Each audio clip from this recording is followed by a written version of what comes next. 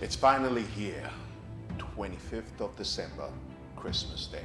So, there's no better way than to start the show but to say Merry Christmas, Happy Holidays, Season's greetings, and yes, welcome to this Christmas edition of The Conversation. Now, are we going to be talking all Christmas? Well, maybe, right? But be rest assured that we'll do our bit to give you bits and pieces of all the excitement as far as today's celebration is concerned. It is The Conversation, and as always, it comes to you live and interactive via the signals of TOS TV Network, your digital-first Pan-African network. I am Nkamian John. I was thinking about calling myself Santa John. Nkamian John, and I've got Lady Stephanie Odia. The only thing missing with her today is the hat. That would have just nailed it. You know, she decided to make it blue Christmas rather than red or white. Oh yes, then well, Merry Christmas, Christmas, John, and Merry Christmas to all of our viewers from across Africa. We hope that you were having fun, but most importantly, staying safe. Safe Christmas. Yeah. Virtual family dinners. Yeah, and if you're with family, lucky you. Lucky you. All right, the show promises to be exciting, informative, engaging, and entertaining as well. So we'll take a quick breather. When we come back, we'll quickly give you top stories making the rounds as far as Africa is concerned. You would naturally think that because it's Christmas Day or festive period, activities die down, but I could tell you COVID-19 is big across Africa and some other developments here and there, just to let you know that Africa ain't that quiet as far as this season is concerned. All that and more after this break. Do stay with us.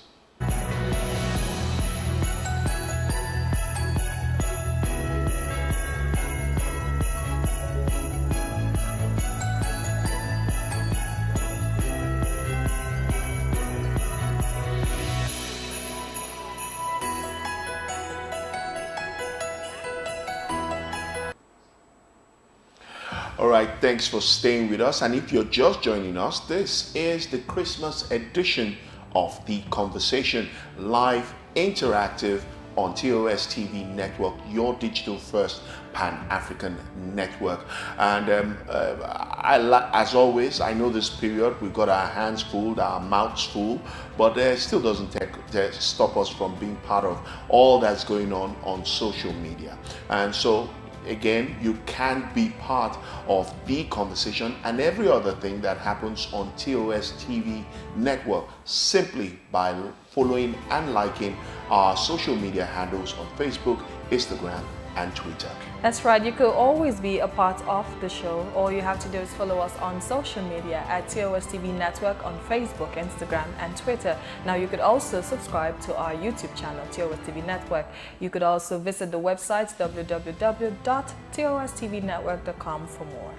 All right, without much ado, let's jump straight to all the top stories as far as Africa is concerned. And we start from Kenya, where Moses Mwenda, Mount Kenya Alliance youth leader, has become the latest politician to join the growing list of aspirants seeking to succeed former Nairobi Governor Mike-Bamiloye Sonko, who was impeached. Yes, Nairobi, if you didn't hear the news, the governor of Nairobi was impeached, and there is going to be an election to decide who will replace him. Now, Mwenda was instrumental in mobilizing youths in Mount Kenya region to back the re-election of Uhurutu government. That's Uhuru Kenyatta's government. That's what it's called in Kenya, Uhurutu.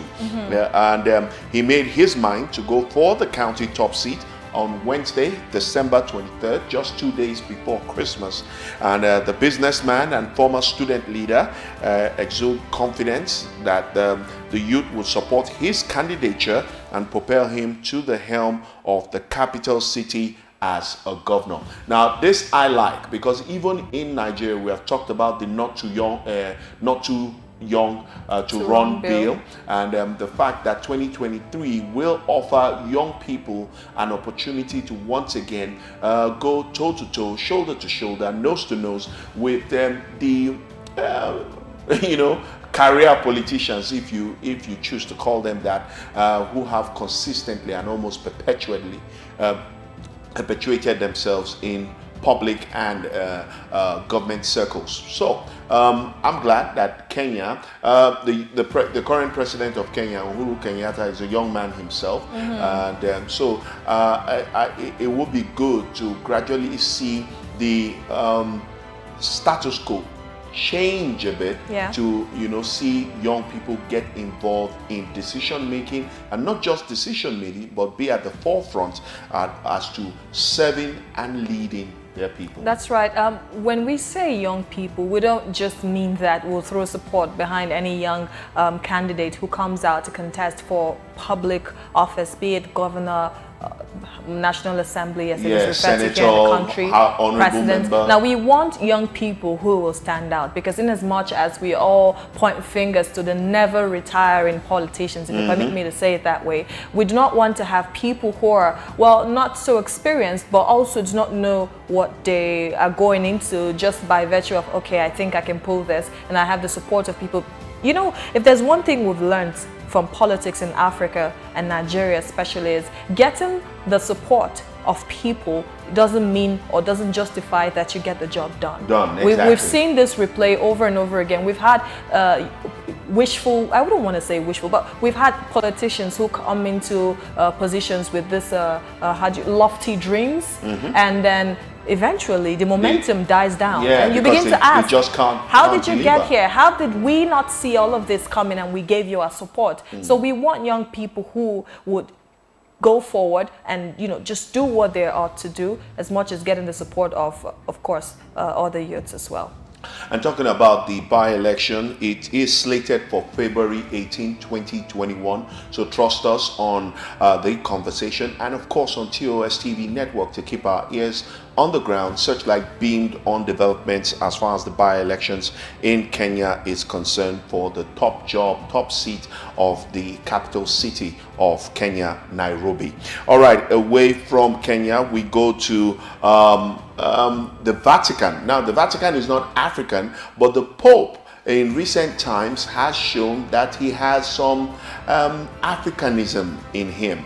Well, Pope Francis has promised in his Christmas message yesterday, Thursday, to visit Lebanon and guess where? South Sudan as soon as he can. Now, the Pope traditionally mentions countries in his Christmas Day message, but he singled out these two nations with Christmas Eve messages because of difficulties each has faced in the year 2020. Now, he is already due to visit Iraq in the month of March, that's 2021, between the 5th to the 8th of March. And in a separate message written jointly with Archbishop of Canterbury, Justin Webley, who is the spiritual leader of the Worldwide Anglican Communion, and the Church of Scotland, moderator Martin Fair, the three church leaders committed to making previous delayed trips to majority Christian Sudan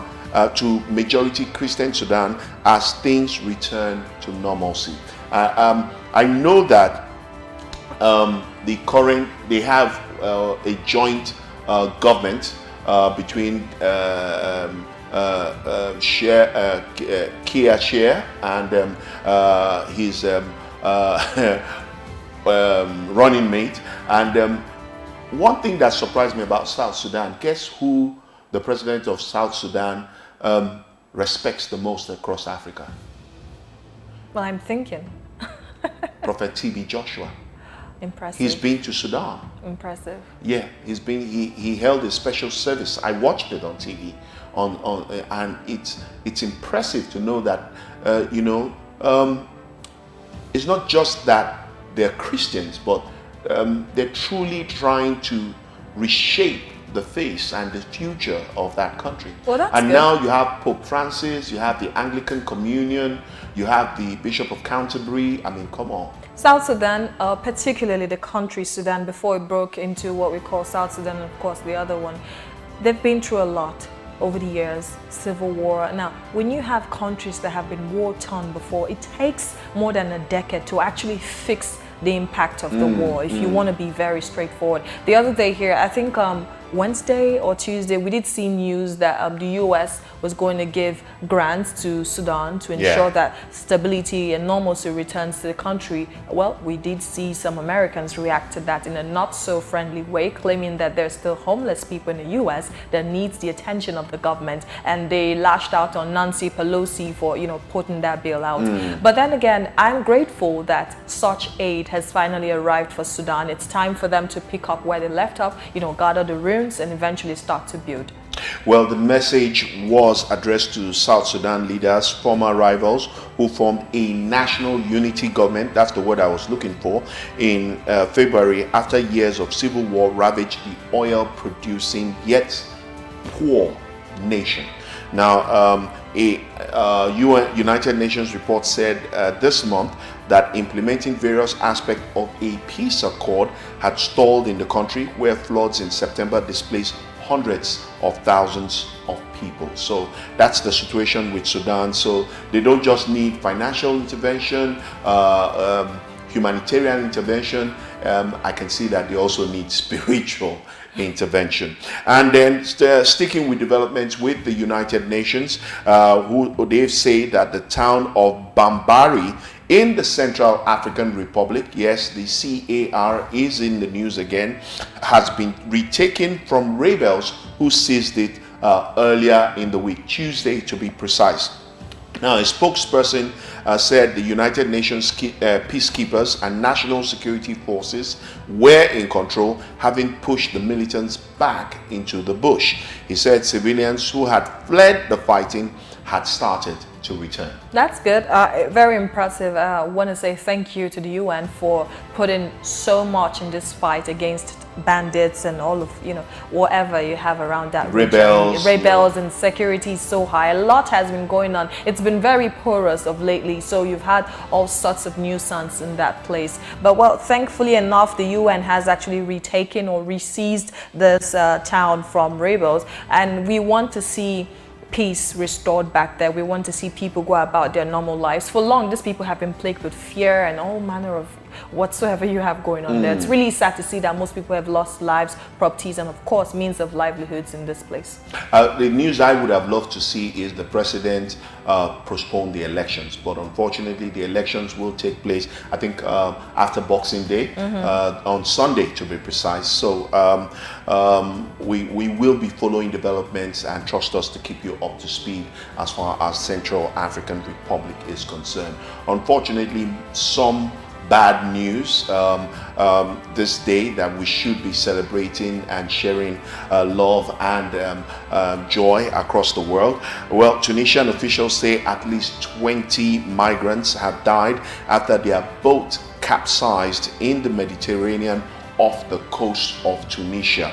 Now, Tunisian Coast Guard boats retrieved the bodies off the coastal city of Sifax in central Tunisia. Now, search is continuing for at least 20 more people who are still missing. 5 survivors were rescued. The boat, with an estimated 45 people on board, said to be from sub-Saharan Africa, was attempting to reach Italy. The case of humanitarian crisis has been ongoing for a while now, especially since far back as 2009, if I'm correct. And of course, after the fall of Syria, we've been seeing such all over the news where people try to leave and then they sink. Well, as sad as this is, I would want to also... Migration in Africa is a major... It is. It has always been a development. Yeah. Unfortunately, African leaders have not really paid much attention to the problem of migration, and basically is blamed on the fact that there's high level of unemployment across Africa, poverty, war, insecurity, and these are issues that have to be tackled on all fronts. But then, and I'm hopefully, John. But one thing I would say is, no matter how bad it gets, regardless, okay, it is the duty of our government to pay attention to this, as you've rightly said. But then, putting your life at risk, all in attempt to run. There's this adage that says you're running from how'd you put it now? The deep blue sea, only to see a lion in your front, or, well, you know what I mean. Well, however, for me, it's this, and this is what I tell. I've been in forums and forums where people tend to encourage, oh, if the grass is greener on the other side, because the Western Hemisphere seems to be more stable, more developed. But our elders say the grass always looks greener on the other side. Until you get there. Always looks doesn't mean it is always greener. When we were growing up, we always the picture was painted as if when you walk the streets of London, you pick money, you pick gold but that's not what it is. The reality is you have to earn your place as far as these countries are concerned. You have to be able to get your papers, do your correct documentation. Going into a country as a migrant is no easy fit, trust me. All right, more developments. This time, Israeli envoys arrived in Morocco earlier in the week to meet the king and flesh out an upgrade of relations that was forged by the United States White House in a parting foreign policy pushed by US President Donald Trump. Right now, the envoy, led by National Security Advisor Ben Shabbat, the Israeli delegation was accompanied by Jared Kushner, Donald Trump's son-in-law, and architect of pan-Arab rapprochement with Israel. So, of course, the other day, I think it was Algeria that said they're not interested in, developing relationships with Israel. They're just okay with it. But in 2020, under the advice or the nudge of Donald Trump, we've seen a number of Middle East countries, extend the olive branch to Israel, and Israel has been quite forthcoming. I'm happy with this development. I'm happy that President Donald Trump of the United States of America has decided to push for this. Having a healthy relationship or having a bilateral relationship amongst countries could lead to greater good. So I find it very important, especially, of course, having Morocco on this list, cementing ties or cementing relationship with Israel. I find it's a very high advantage for the African continent and also for Morocco as well. Well, who says it can't be done? And talking about other developments across Africa, of course, Libya still remains a focal point, and the talks as to getting a unified government and, of course, some degree of structure in Libya has been on. Well, we hear that a United Nations spokesman has said earlier in the week and revealed the fact that Belgian diplomat Nikolai Mladenov has told UN Secretary General Antonio Guterres he will be unable to take up the role as United Nations Libya envoy next year due to personal and family reasons. Now, Mladenov had been the UN Middle East envoy since 2015, which has been quite a time, 5 years.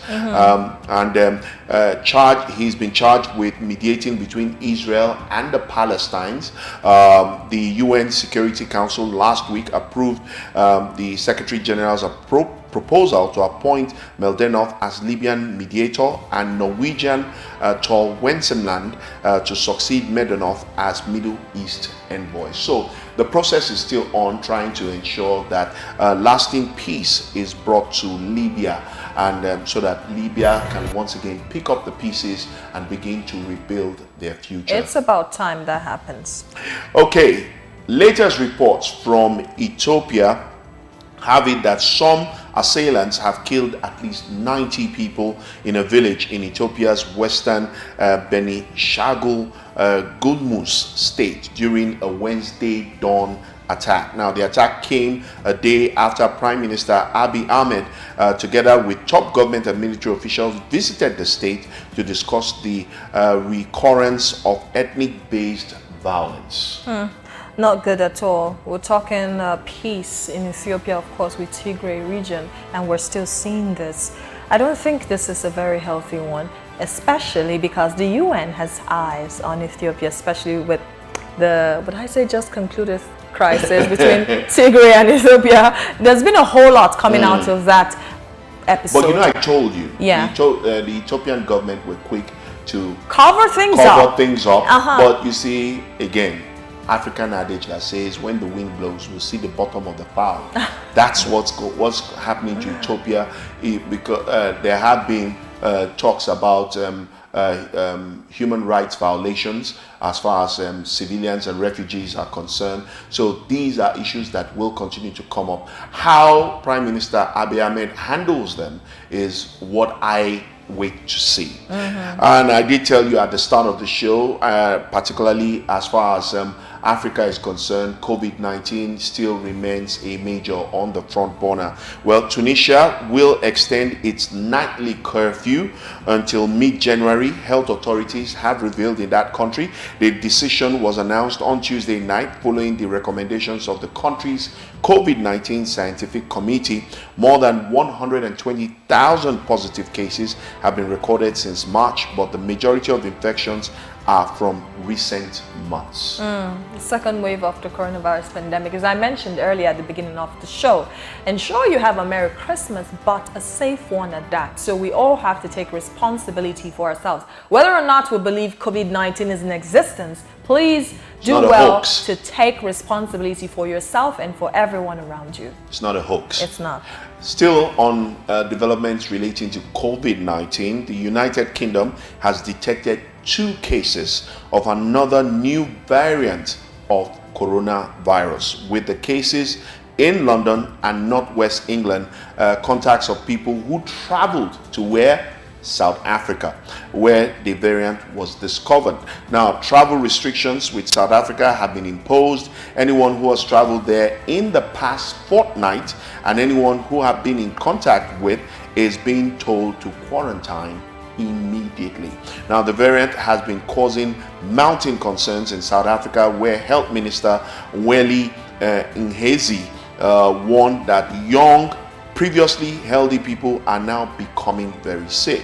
He said the country cannot go through what it went through in the early days of the AIDS pandemic. Scientists in South Africa say the variant has spread rapidly and became the dominant form of the virus in parts of the country. The variant is still being analyzed, but the data are consistent with it spreading more quickly. Remember, spreading more quickly. It was detected for the first time in the United Kingdom on Tuesday. Stay safe. Yes, and talking about COVID-19, I told you it's a major, it's on the front burner, and away from Africa to latest developments in Nigeria, where Africa's top public health officials on Thursday said another new variant of the coronavirus appeared to have emerged. Guess where? In Nigeria. But added that further investigation was needed. Now, the discovery could add to new alarm in the pandemic after similar variants were announced in Britain and South Africa, leading to the swift return of international travel restrictions and other measures just as the world enters a major holiday season. So we are, as it is, not just Africa, but the world globally is not celebrating Christmas the way Christmas had always been celebrated. It's a different kind of Christmas this year, as far as you did call it. I like when you call it virtual Christmas. Yeah, virtual Christmas. Virtual Christmas.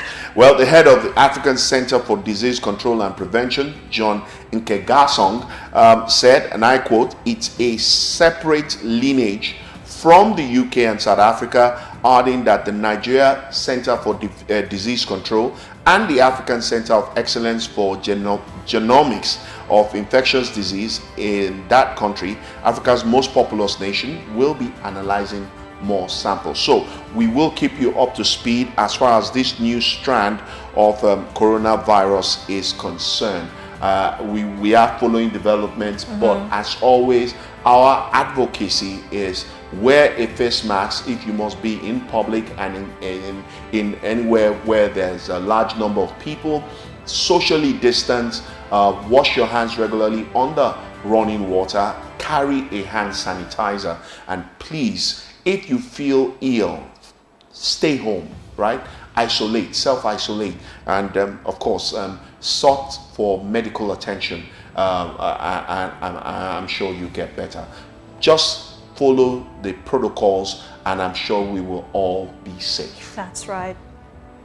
All right, some sports development. Just take one or two, and so that Steph can take us through the stories making the headlines as far as the papers are concerned. Well, a Ugandan orphanage, unlikely fascination with English football team AFC Bournemouth has resulted in its children receiving thousands of pounds of sporting kits in time for Christmas. Now, this is my kind of story because it's Christmas Day. All right. Now, the children living in Bungeben were inspired by the club's rise through the leagues, and videos of them cheering on their team were posted on social media.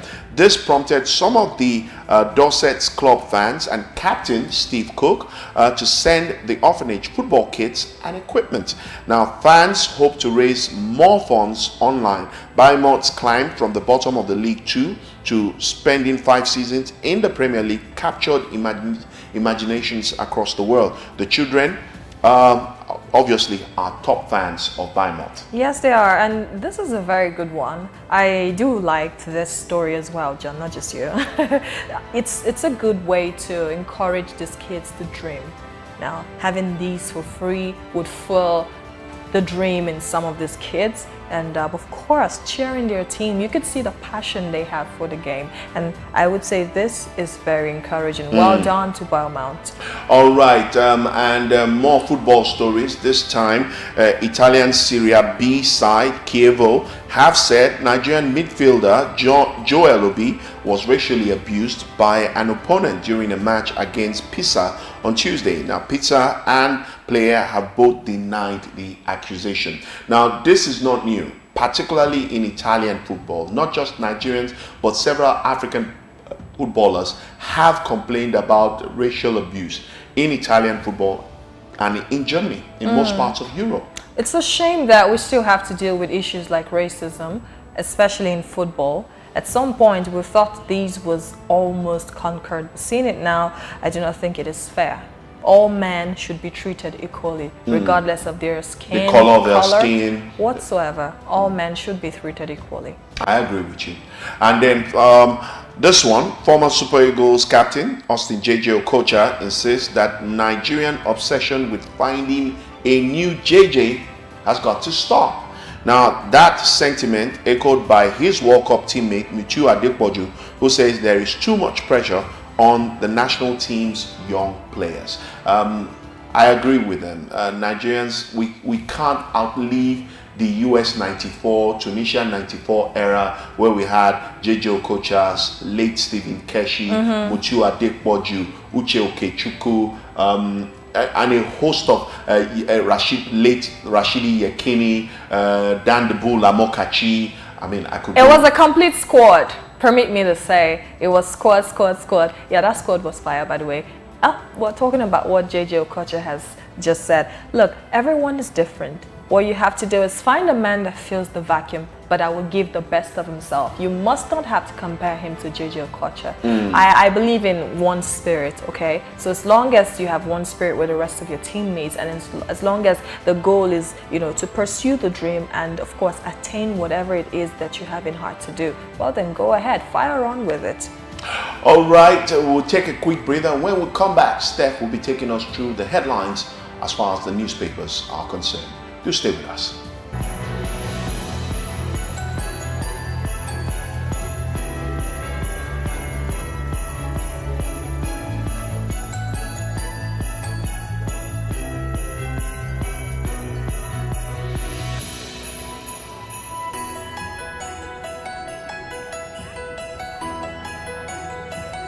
Welcome back. It's still the conversation now, taking you through what's making the front page of the national dailies. We'll start with the Punch, okay? COVID-19 warnings dominates Buhari.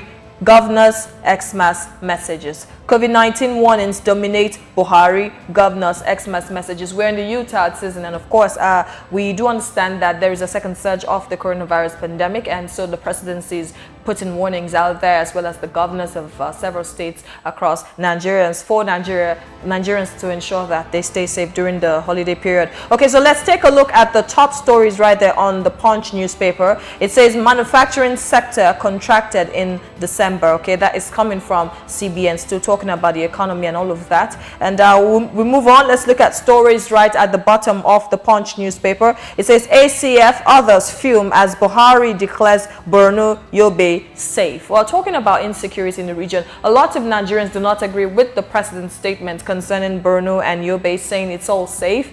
People are saying, look, that statement is quite the opposite, actually. There has always been a back and forth, especially between the governor of Borno State, Zulum, and the military, and of course the presidency.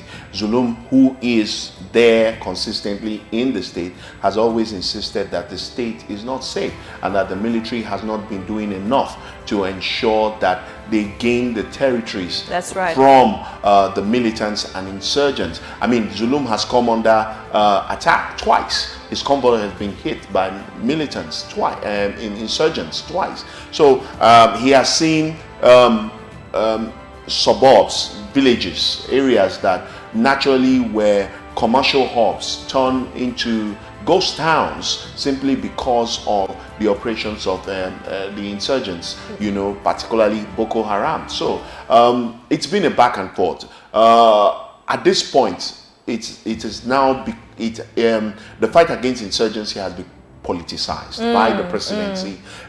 If you watch in recent weeks in the build-up to the festive season, once any comment comes up that has to do with the inadequacies of the Buhari-led administration, the reply you get is, there is our detractors. The opposition is trying to make us look bad. And I have said it before on this show that as far as the Buhari-led administration is concerned, it's always about how they look.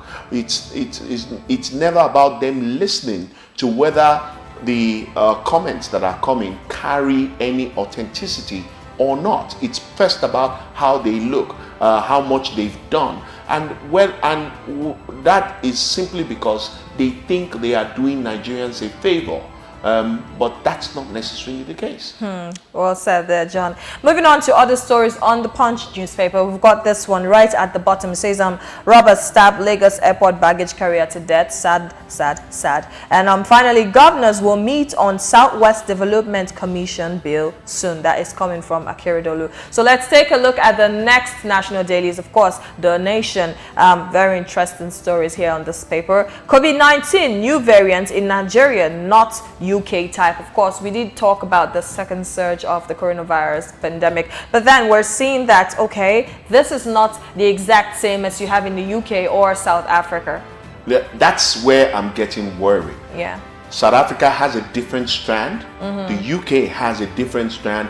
A new one has emerged in Nigeria. So what you're seeing is a virus that is mutating in different locations. Now the only thing that has been identified about these mutating viruses is the fact that they are quick.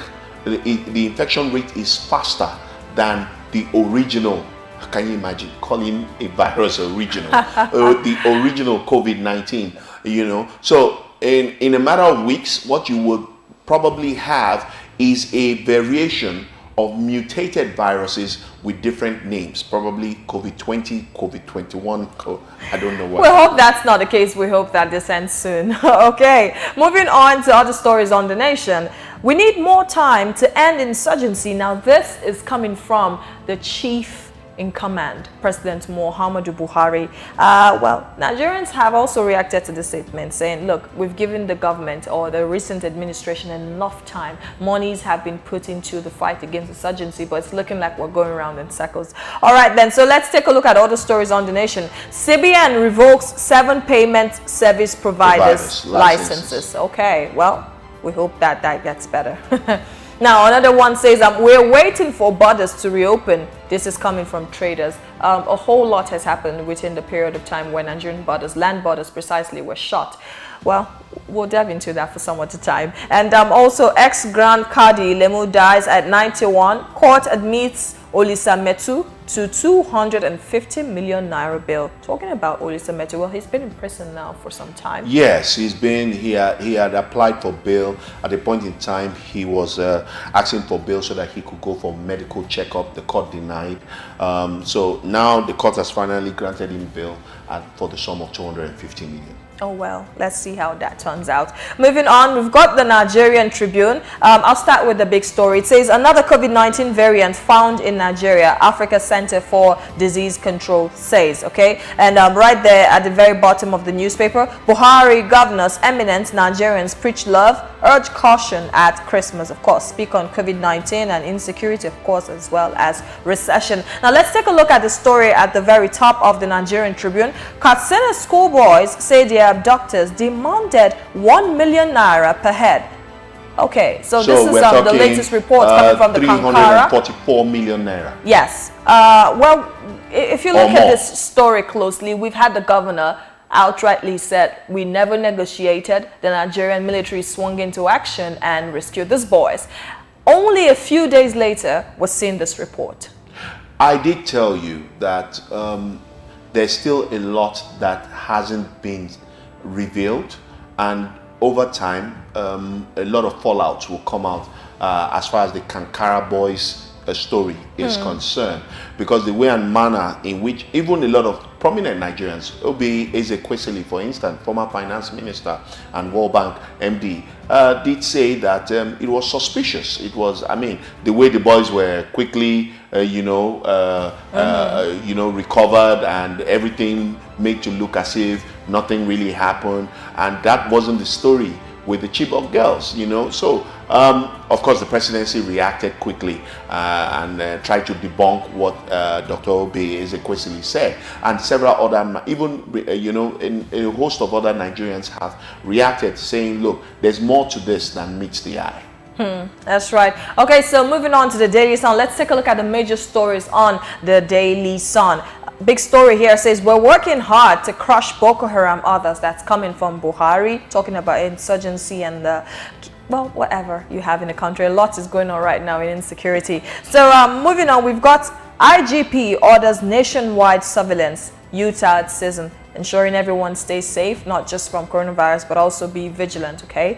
So we don't have cases of robbery. Naturally, it's been proven over the years that this is the period crime goes up across the country. So it is only natural that the Inspector General of Police will heighten surveillance and police patrols across major cities, especially states and towns and cities that are crime prone during this period. That's right. Yeah. Okay, so before we leave the Daily Sun, let's take a look at the three stories on the very right of the newspaper. It says ASU hits Sanu, Nat, Nasu, accuses unions of chasing shadow. We did see reports that ASU has agreed to call off strike, but as John would always say, we're waiting for a joint statement. So we would want to advise Nigerian students, hold on. Hold your horses. Hold on. Hold your horses. But I saw this coming, and that's why I said that what we needed was a joint statement.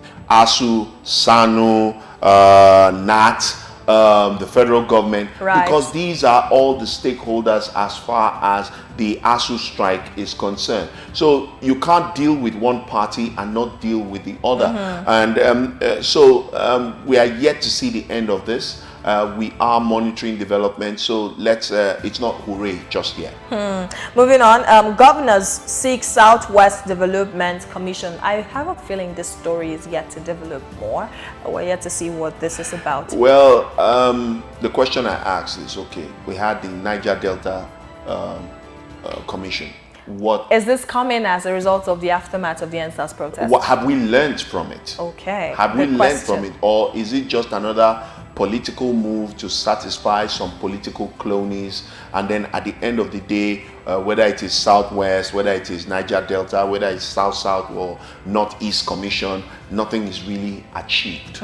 You just have white elephant projects all across the country. Food for thought. Finally, on the Daily Sun, autumn whips as gunmen kill 3 policemen, 2 others in Benue. And lastly, we have The Guardian with a very gaping headline here. Nigerians celebrate unusual Christmas. Now, let's take a look at the writer there under that story. It says, as households groan on the harsh economy, high prices. Now, Woliagba-YPM Khan preaches love, peace, and airlines retain fare hike. Also, road transporters lament COVID-19 restriction, insecurity, others. Well, it's a very unusual Christmas. Nigerians, I know it's hard on us. We are below the poverty line. Below. below the poverty line. But the thing is that, you know, Nigerians, we have this resilient spirit. I'm surprised people still traveled. Oh yes, you know, a lot of turnout.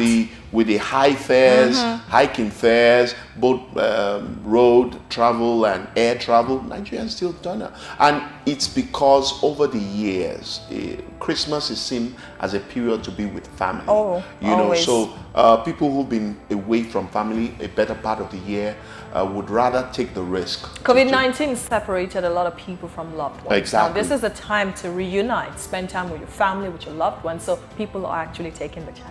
Exactly.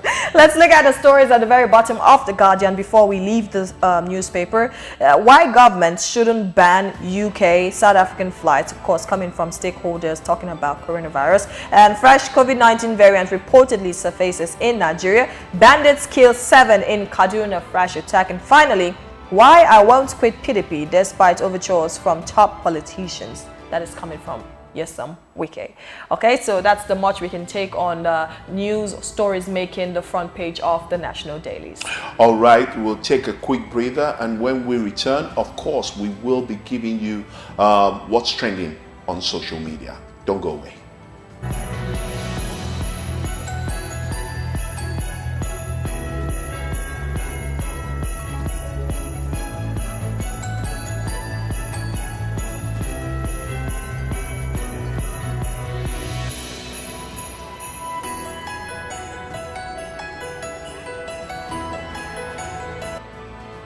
Now, at the start of the show, we did promise that we would do our best to keep you up to speed with all that has happened, all that is happening, and possibly all that will happen, because this probably is the only profession that allows us to presume and preempt, right? Okay, so the show is never complete without looking at what are the latest trends on social media. But before we do that, at this point, I'd like to once again implore you to join our online community by simply following and liking TOS TV Network, your digital first Pan-African network, on our social media handles. That's Twitter, Instagram, and of course, Facebook. That's right. So you can follow us on social media at TOS TV Network on Twitter, Instagram, Facebook. Like and subscribe to our YouTube channel at TOS TV Network.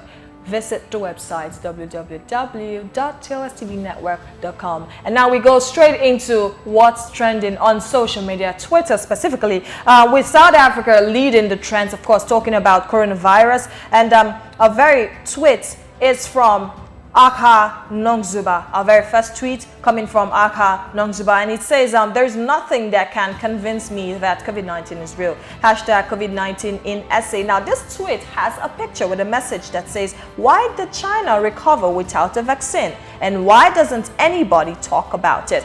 So I get a feeling this man thinks that coronavirus is sort of... I can't blame him. There has been a lot of conspiracy theory behind COVID-19.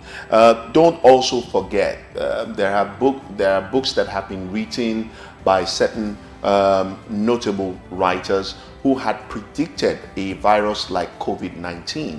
And the fact that there is also with suggestions, not fact now, suggestions that there will be a global conspiracy to get the world to take a vaccine because certain individuals would want to get rich on that. certain countries will want to use that as a means of controlling their citizenry. So there's a whole lot of conspiracy theory about it. But you know, the question still remains that, okay, even if you don't believe that COVID-19 is real, what about the people that are dying?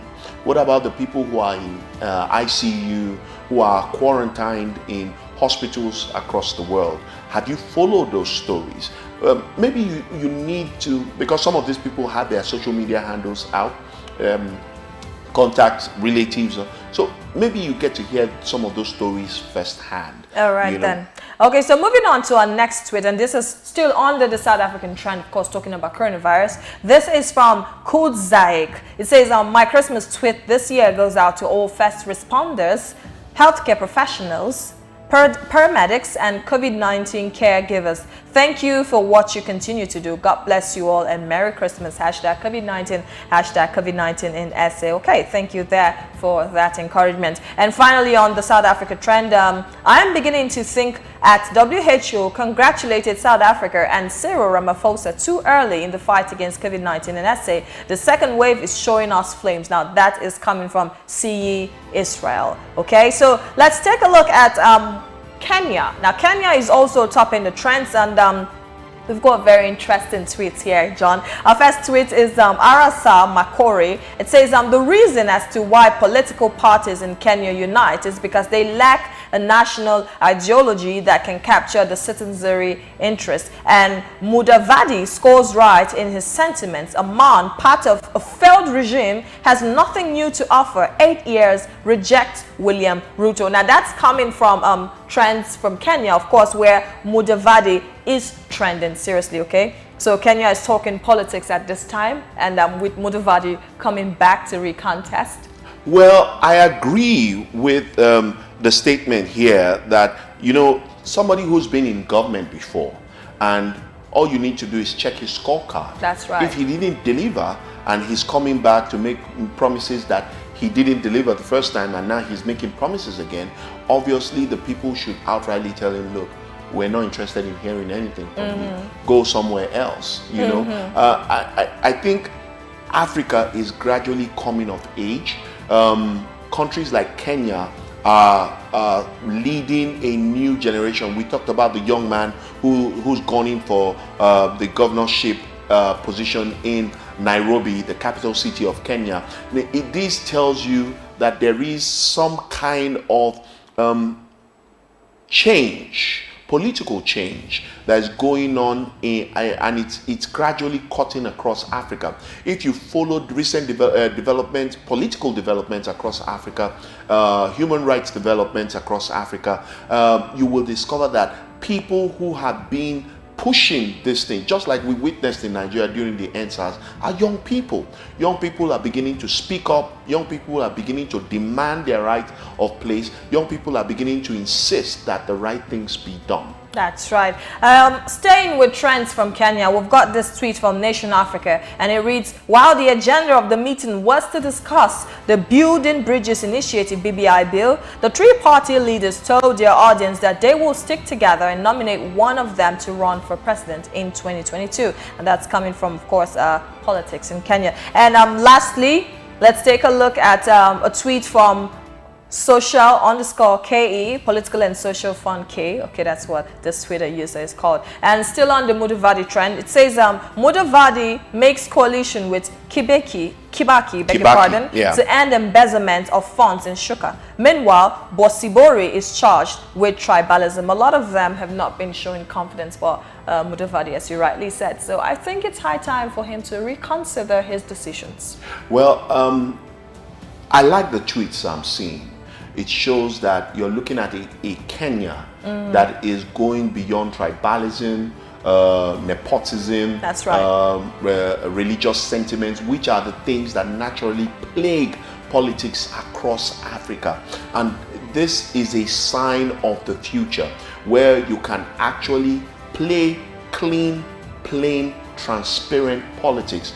And the only time you get the mandate of the people is when you've earned, you know, their support, you've earned their mandate, and then they can almost vouch that you will deliver the dividends of democracy. That's right. Well, that's the much we can bring to you for what's trending on social media on today's edition of The Conversation. And gradually, yes, we have come to the end of this edition of The Conversation, the Christmas edition, and we do hope that despite the somewhat low-key nature of this year's celebration, that you found time to reach out to friends, family, like I like to call it, it's virtual Christmas 2020, right? Reach out to friends, family. You know, you can still send them the gifts. At least these days, you've got courier services, you've got delivery, you've even got drone deliveries. Oh wow, days, very impressive. Oh yeah, depending on which part of the world you're in, or which part of Africa. And I'm glad to say that Africa is gradually becoming technologically driven. Yes, most parts of Africa are beginning to embrace technology. So let's embrace it the more. That might just be what would save us, especially with this emerging news of new strands of COVID-19 all across Africa. But what's most important is, remember, health is wealth. That's the most important thing. Health is wealth. And so how do we stay healthy? Beyond eating right, exercising, most importantly is taking responsibility as far as COVID-19 is concerned. Remember, wash your hands regularly under running water. Use a hand sanitizer. Wear a face mask and socially distant. And if you, for any reason, you feel unwell, ill, stay home, stay safe. That's right. Well, I am Stephanie Odia, and I wish you and your family a very Merry Christmas. And from me and Kamyong John, happy holidays.